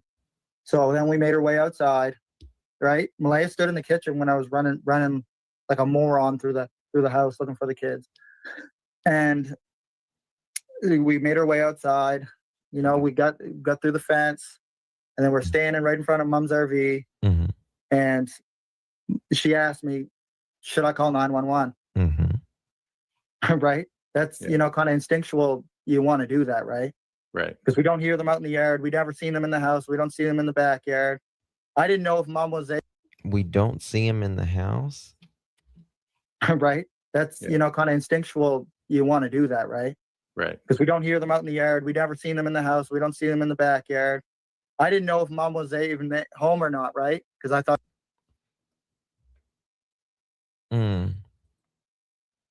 Well, you hear them or you saw them that morning, right? You just saw them 20 minutes ago. He had just saw them 20 minutes ago. But he says something right here. She might have went with my Uncle Ron. Now, why would you have thought she went with your Uncle Ron? Why? Because you said previous. Well, first of all, Janie has her own car, right?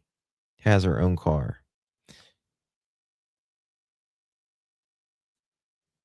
And you thought she wasn't home.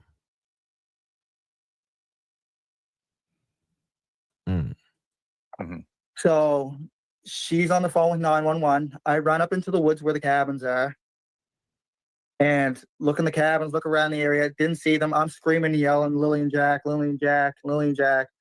And then I make my way down. There's a hill behind Mom's RV. I make my way down, and Malaya's standing there. I'm not sure if she's still on the phone with 911. She might have been on speakerphone. Kind of looks like she was messaging, but. Okay. Question is, how do you look like you're on the phone with 911, but you're on speakerphone, but you also look like you're messaging? She might have been on speakerphone with that. Oops, 1 second. How does that happen? Is it going to go back?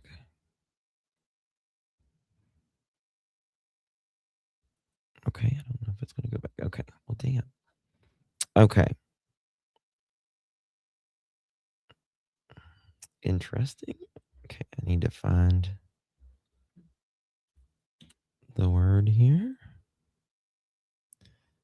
Okay. My first instinct was that she told the kids were missing was to check the wood. That's Janie, sorry. That's when Janie says fence. I was waiting for Daniel to find his tools so he could. Okay, this is what Janie says with the fence. I was waiting for Daniel to find his tools so he could help me put the top board up on the fence so I could put the boards up because I couldn't hold one end and nail the other end. After Daniel helped me, I continue putting up the boards on the fence. But there was another fence on the other side that was there before that. So I was out there doing my fence. Jack and Lily were in the backyard playing. I came in the house to have some supper. I do not know when the kids went in the house. I don't know what time they went to bed. I don't know any of that. After that, I don't know what happened to them. She doesn't know what happened to them. To me, it sounds like someone that knows what happened to them. If you ask me. In my opinion, did they notice any footprints when you were out looking frantically for them? Oh, me too, Brandy, because they're fucking liars. That's why. Just fucking liars. Let me go back to what Janie says right here, because Janie says it took a while for Daniel to find his tools too. Now Janie just says that she needed help with a board, a top board. What the hell's a top board? Number one. Number two, the fence wasn't even up at the time the kids went missing. Okay. I heard them out in the yard here Thursday afternoon. Thursday afternoon? Okay. Would have been late afternoon. And when I heard them out, my dog started barking. My dog tells me when the kids are in the yard. Okay. I went out when they heard them out in the yard. My dog started barking. I opened the door and let my dog out. I went out when they heard them out in the yard. My dog started barking. I opened the door to let my dog out.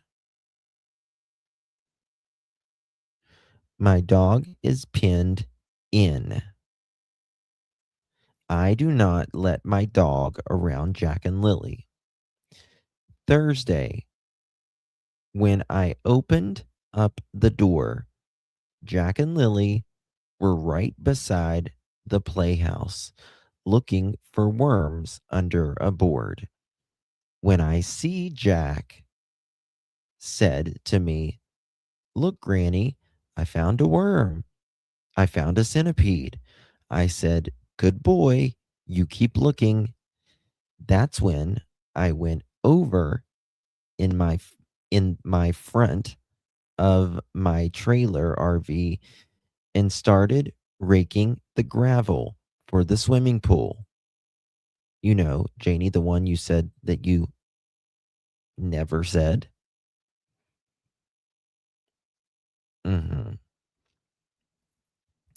I was waiting for Daniel to find the tools so he could help me put the top board up on the fence so I could put the boards up because I couldn't hold the one end to nail it to the other end.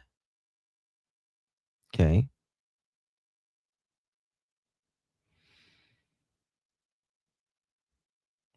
When I saw Malaya outside my RV, why wasn't she crying? And why wasn't she hysterical? If my kids went missing 20 minutes ago, she knew me. She knew if she wanted to leave Daniel, if she wanted to leave and Daniel put up a fuss, she knew that I would step in and make her go or let her go. This tells me, in my opinion, that Janie knows more. Why?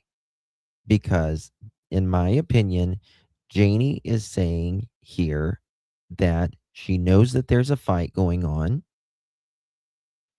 And if there was a fight, she says, if there was a fight and Malaya wanted to go, all she had to do was tell me.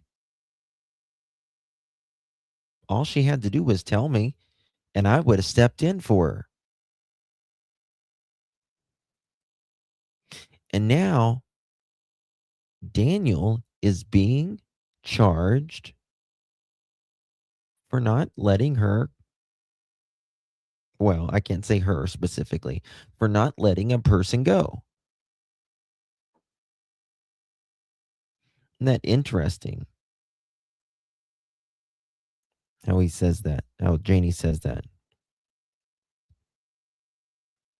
No, I'm fine. I'm just thankful that somebody is listening to me, she said. It's not good for me, for my dog, for my grandchildren, especially for Jack and Lily. I wouldn't want to be in their situation. Malaya and I could not sit down and have a conversation. Janie recounts one time having to get the kids off the bus and having the bus driver hold Meadow. Janie says, what?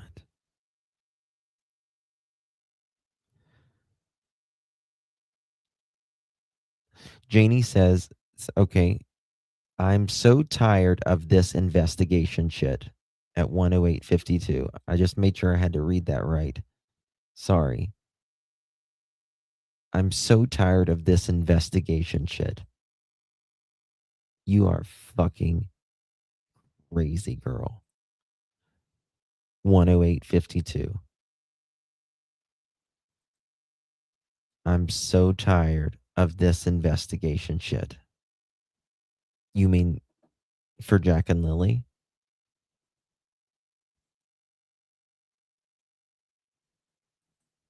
I can, oh my God. Oh my God, that makes me so mad. Bet you are. Bet you are. I don't have pictures of Jack and Lily. I got to see them every day. No, I thought everything was going well with Daniel and Malaya. I have never seen them fight. I've really never seen them arguing.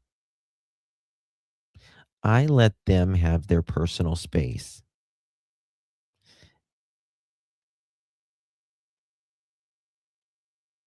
But you also said you would have jumped in as well, right? Right, Janie? I wouldn't leave the property. I never left the property. All the time, those kids were missing. 127:15. I wouldn't leave the property. I guess she's meaning if she was Malaya. Daniel has done so many interviews, and to tell you the truth, if I was in his place, I'd be so confused.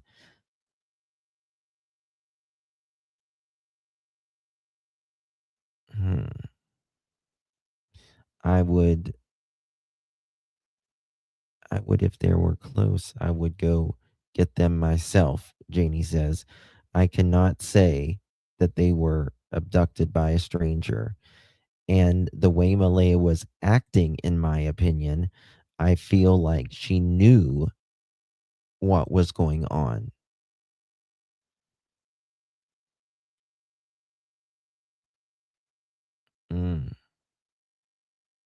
I told Malaya from Monday right up till Friday morning. That's when I heard and seen the kids. I got to go through these because when you read them, it's very interesting how you see things differently rather than when you read them, you understand it differently. She also said, drop them back off. Yeah. Yeah. Drop them back off. Drop the kids back off like it's a school bus. I'm glad I'm moving where the rent isn't $1,800 a month anymore. Ooh, you in Canada? United States is so expensive. Well, parts of it is. It just depends what part you move at.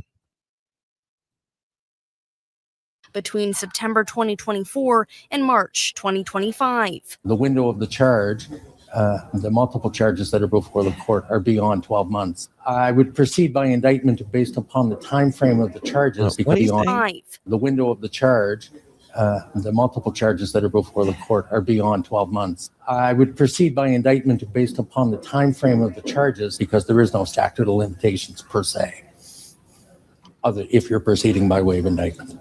Martel first became a familiar figure in the media when his stepchildren, 6-year-old Lily and 4-year-old Jack Sullivan, went missing on May 2nd, 2025.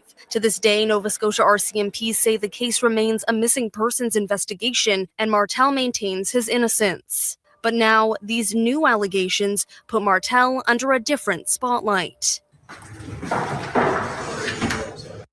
There was only standing room left in Pictou County's courtroom A as Martel was arraigned on his charges. His appearance lasted no more than 3 minutes before Judge McKean dismissed him. Leaving the courtroom immediately after, Martel declined media's requests for comment. Despite the heightened interest in this case, the Crown wants to remind the public that in the eyes of the court, this matter is separate from that of missing children, Lily and Jack Sullivan. And as such, the victim's identity must be protected. And that violation of a publication ban can be the subject of police investigation and or charges. Tread carefully. Martel is currently in the process of retaining counsel. His next day in court will be March 30th. Ella MacDonald, Global News, Pictou, Nova Scotia.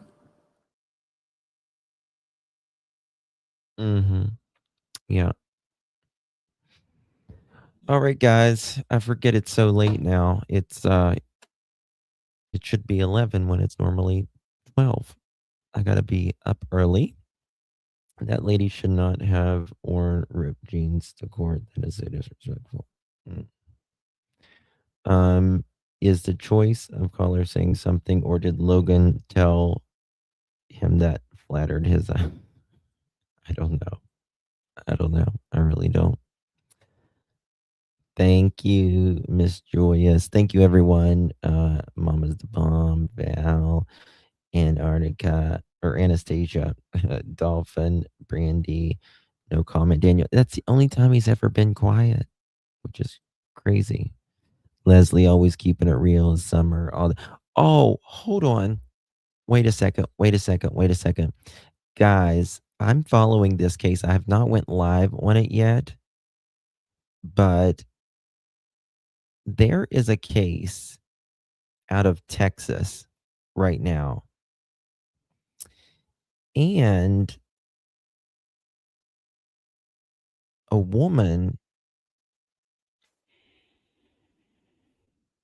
for, I think it's like 10 days now.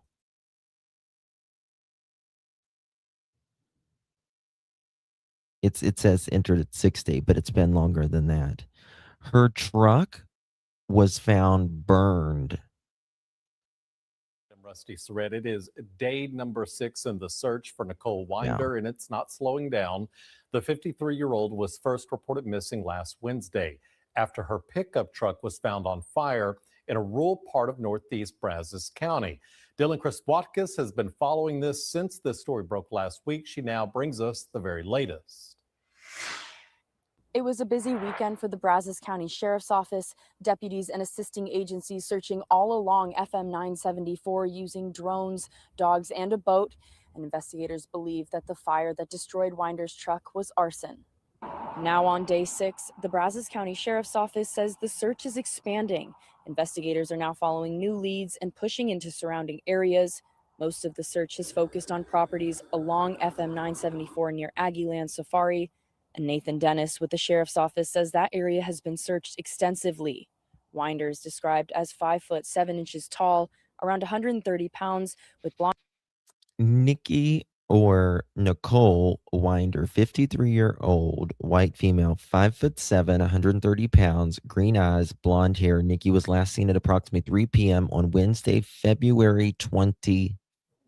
So it's been longer than that. In the 19,000 block of FM 947 in Brazos County, Texas.